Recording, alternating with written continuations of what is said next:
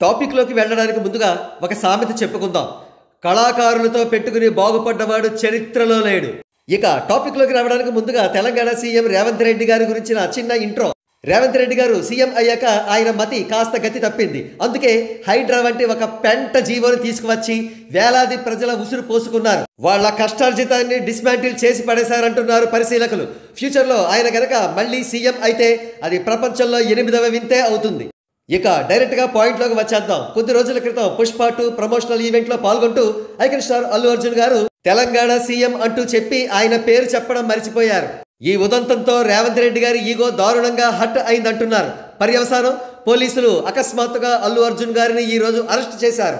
బహుశా అల్లు అర్జున్ గారికి బెయిల్ రాకూడదని, ఆయన రిమాండ్లో ఎక్కువ కాలం ఉండాలని రేవంత్ రెడ్డి గారు కలలు కని ఉంటారు.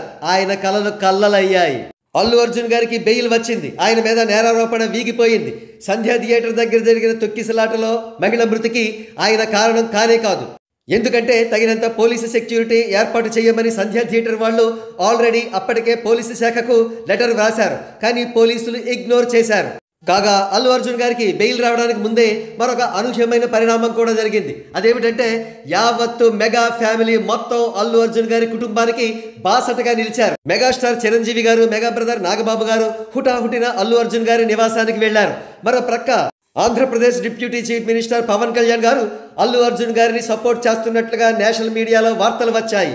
ఇవన్నీ గమనిస్తున్న తెలంగాణ సీఎం రేవంత్ రెడ్డి గారికి దెబ్బకు దెబ్బ, చెరపకరా చెడేవు వంటి మన పూర్వీకుల సామెతలు గుర్తుకు వస్తున్నాయి. ఏదేమైనా ఈ మొత్తం ఎపిసోడ్ రేవంత్ రెడ్డి గారికి పెద్ద ఎదురు దెబ్బ అని చెప్పవచ్చు. ఇక నుండైనా ఆయన తింగర నిర్ణయాలు తీసుకోవడం మానేసి వివేకవంతమైన నిర్ణయాలు తీసుకుంటారని ఆశిద్దాం.